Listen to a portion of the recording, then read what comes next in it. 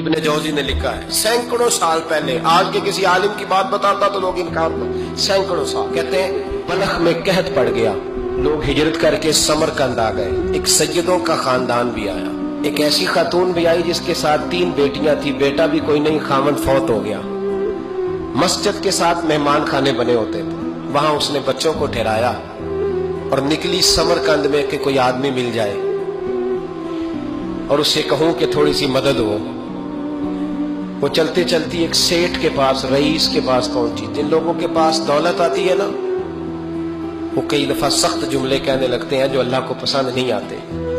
وہ سیٹھ کے پاس گئی تو جا کے کہنے لگی میں غریب ہوں، پریشان ہوں، بلخ میں قحط ہے، سارا زمانہ جانتا ہے، تو میں اس لیے سمرقند آئی ہوں، بیٹیوں کا ساتھ ہے، نہ رہنے کو جگہ ہے، نہ کھانے کو روٹی ہے، نہ پہننے کو کپڑا ہے، مہربانی کر تھوڑی مدد کر۔ کہنے لگا ہو کون؟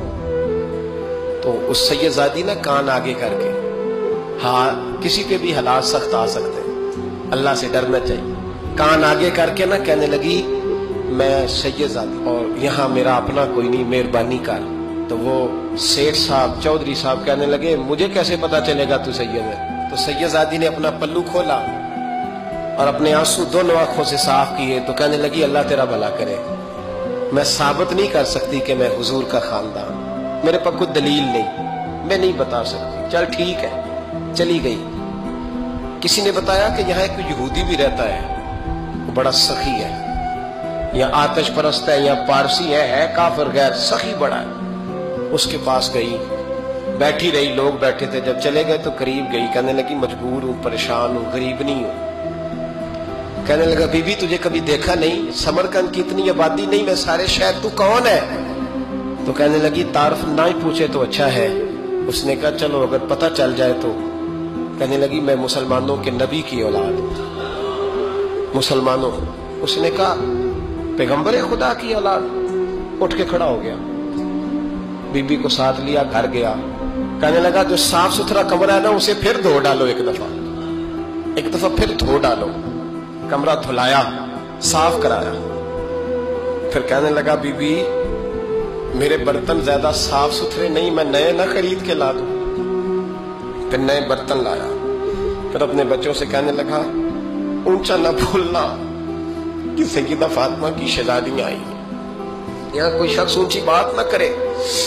پھر کہنے لگا بی بی جو میرا بالکل طیب اور حلال رزق ہے نا، یہ اس میں سے لنگر ہے، لیکن چونکہ میں غیر مسلم ہوں، مجھے سلیقے نہیں آتے، جیسا تیسا بھی ہو نا اسے قبول کر لینا۔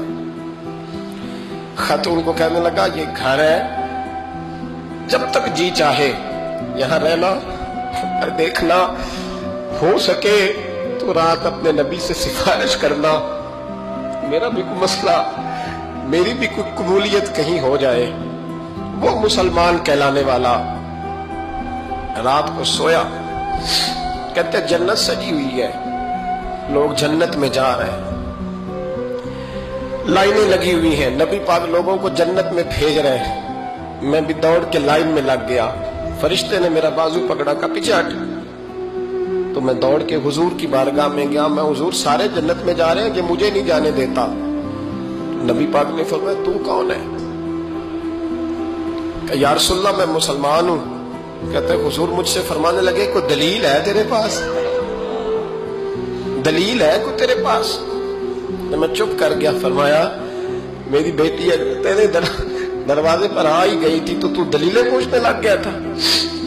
ہم جا دوڑ جا۔ سویرے آنکھ کھلی تو گلیوں میں ڈھونڈتا پھرتا ہے، تلاش کرتا پھرتا ہے، کونے کونے میں جاتا ہے وہ سادات کا گھرانہ کہاں گیا، ڈھونڈتے ڈھونڈتے اس غیر مسلم کے دروازے پہ جا کے پہچان لیا تو کہنے لگا خدا کا واسطہ جو تو نے نوکری کی ہے نا ان کی مجھ سے 11 گنا لے لے، یہ سادات کا گھر مجھے دے دے۔ تو کہنے لگا کل تو آتا تو شاید بات اور ہوتی، آج بات اور ہے۔